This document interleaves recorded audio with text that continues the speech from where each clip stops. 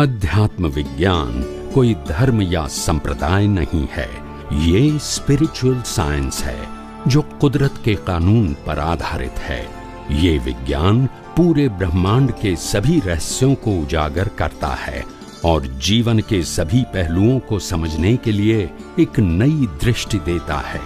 इसी को art of vision कहते हैं, दुनिया को देखने की एक नई दृष्टि, जो अध्यात्म विज्ञानी परम पूज्य स्वामी श्री कमलेशानंद जी के निर्देशन में सनातन सत्य का अनुसंधान कर हमारे जीवन को प्रकाशित करे। जय सच्चिदानंद। सच्चिदानंद। आध्यात्मिक विज्ञान ये नहीं बताता है कि मन वचन काया को क्या करना चाहिए, क्या नहीं करना चाहिए। आध्यात्म विज्ञान ये नहीं बताता है कि आपको बाह्य जीवन कैसे जीना चाहिए। आध्यात्मिक विज्ञान ये नहीं बताता है कि किसी को भगवान मानो, किसी को गुरु मानो, कौन सी क्रिया करो, कौन सा मंदिर मानो, कौन से मंत्र बोलो। ये आध्यात्म विज्ञान नहीं बताता। आध्यात्म विज्ञान ये बताता है कि ये दुनिया का सनातन सत्य क्या है, जो था, है और रहेगा। और इस दुनिया के अंदर या इस ब्रह्मांड के अंदर जो भी व्यक्ति मोक्ष में गए हैं और जाएंगे, वो बिना सनातन सत्य समझे नहीं जा सकते। समझ में आ गया? तो पहले लाइन ऑफ डिमार्केशन समझो कि यहाँ आके आपकी अपेक्षा क्या होनी चाहिए। समझ में आया? फिर कोई कहेंगे तुम मंदिर की बात नहीं करते हो, मंत्र की बात नहीं करते हो, तुम पाप पुण्य की, ये सब्जेक्ट नहीं है। यहाँ मैंने कई बार हर जगह पे बताया है, अध्यात्म सब्जेक्ट अलग है, धर्म सब्जेक्ट अलग है और सामाजिक सब्जेक्ट अलग है। आप समझे ना? सोशल लाइफ, धार्मिक लाइफ एंड स्पिरिचुअल लाइफ, तीनों की कैटेगरी अलग है। तीनों में से एक भी गलत नहीं है। आपको क्या फॉलो करना है वो आपको डिसाइड करना है। समझ में आया? देखो, आर्ट्स कॉमर्स साइंस तीनों में से कुछ गलत, मगर आर्ट्स को कॉमर्स नहीं कह सकते और कॉमर्स को साइंस नहीं कह सकते। आपको क्या लेना है? फिर साइंस पढ़ोगे फिर बोलोगे कॉमर्स तो है नहीं, फिर कॉमर्स पढ़ोगे बोला उसमें साइंस नहीं है, तो कैसे आएगा? बोलते नहीं हो तो नहीं है उनका। तो मैंने कहा जो जो सब्जेक्ट नहीं है, आप समझे?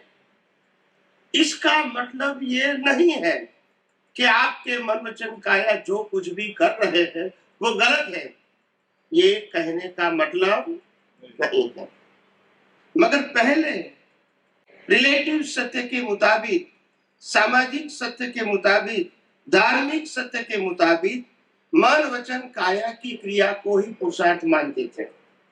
या सुन लो, अच्छा सोशल व्यवहार करेंगे तो वो अच्छा व्यक्ति बताएंगे, कोई पुण्य का कार्य करेंगे धर्म के माध्यम से तो उनका अच्छा व्यक्ति बताएंगे।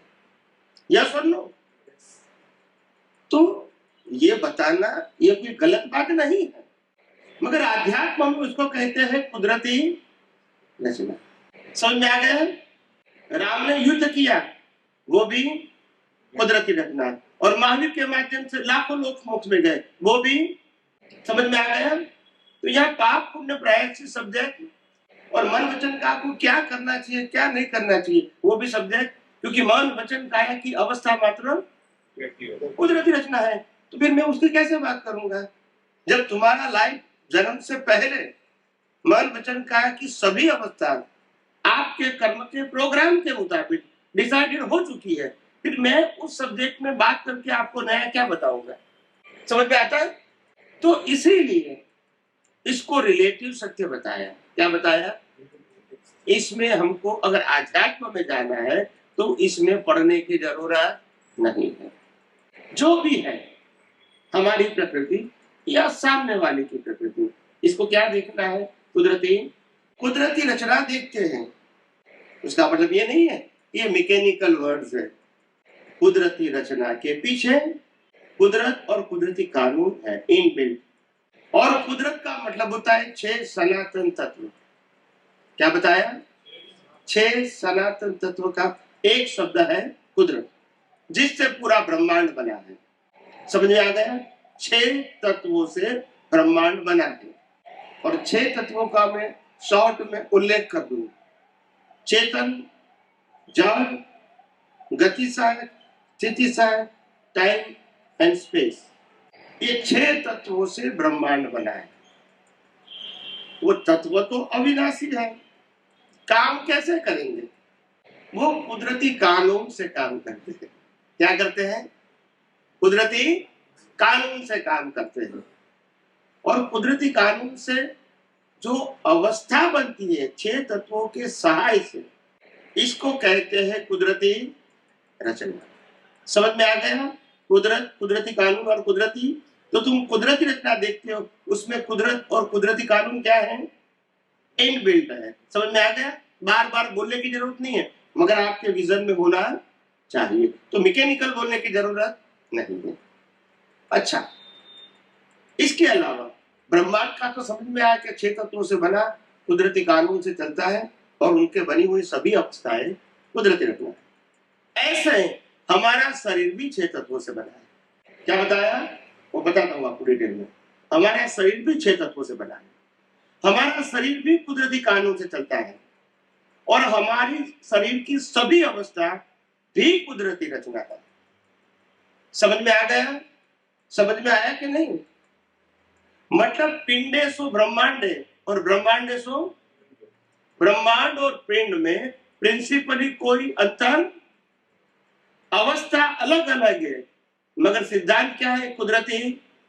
ये बाहर की दुनिया देखते हैं वो भी कुदरती रचना, ये मनोवचन का है कि सभी अवस्था भी कुदरती रचना और सभी मनोवचन का है। समझ में आ गया? तो ब्रह्मांड 6 तत्वों से बना है, ऐसे हमारा शरीर भी 6 तत्वों से बना है। जैसे ये शरीर है, इसमें चेतन तत्व है, हाँ या ना?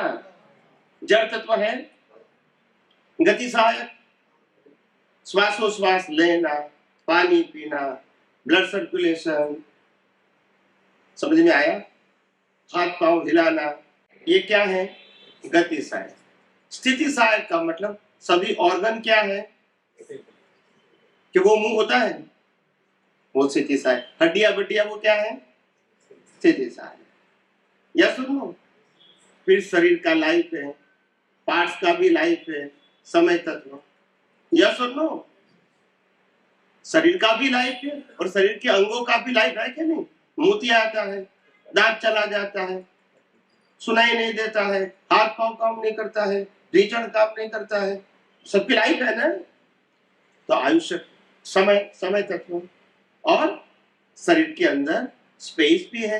अगर स्पेस नहीं होती, हवा कैसे लेंगे, पानी कैसे लेंगे, खुराक कैसे लेंगे, ब्लड सर्कुलेशन कैसे होगा, डाइजेशन कैसे होगा? अगर स्पेस नहीं होती है तो हो सकता है जो 6 तत्वों से ब्रह्मांड बना है वही 6 तत्वों से शरीर।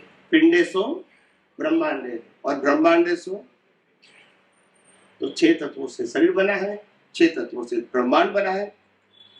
ब्रह्मांड कुदरती कानून से चलता है और ये मन वचन काया भी कुदरती कानून से, सेम लॉ ऑफ नेचर।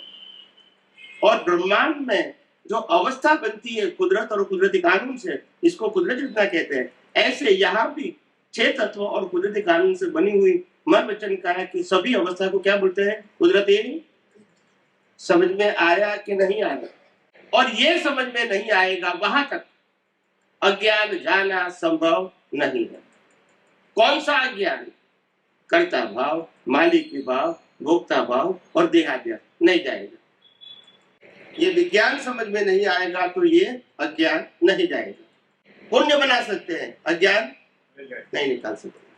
सबसे पहला अज्ञान यही है, मैं शरीर हूं। वो कैसे जाएगा? अभी बाद में समझ में आएगा। ये तो शरीर को बनाने वाला, चलाने वाला, अंत करने वाला तो कुदरत है। या सुनो, और शरीर की मन वचन काया की सभी अवस्था भी कुदरती रचना है। तो फिर मैंने किया, ये मेरा है, सत्ता संपत्ति संबंध साधन ये मेरा है, वो भी सत्य नहीं रहेगा। और मेरी वजह से उनको भुगतान हुआ, उनकी वजह से मेरा हुआ, मेरे को भुगतान हुआ, वो भी सत्य। क्योंकि क्रिया भी शरीर करती है, सत्ता संपत्ति संबंध के मालिक भी प्रकृति है और भुगतान भी कौन करते हैं? प्रकृति करती है। यस और नो? तो जब विज्ञान समझ में आएगा कि हम प्रकृति है ही नहीं, प्रकृति चलाने वाला भी नहीं है और प्रकृति की हर अवस्था भी कुदरती रचना है, तो फिर मैं शरीर हूँ और कर्ता भाव और भोक्ता भाव और मालिकी भाव रहेगा, तभी ही अज्ञान खत्म होगा। और कोई चमत्कारिक रास्ता इस ब्रह्मांड में नहीं। समझ में आया? अज्ञान निकालने का, पाप पुण्य करने का नहीं। मैंने क्या कहा? आध्यात्म विज्ञान अज्ञान को मिटाने के लिए, पाप पुण्य प्रायश्चित के लिए नहीं। और यहाँ पाप पुण्य प्रायश्चित सब्जेक्ट जरूरी भी, सिर्फ अज्ञान निकालना। समझ में आया?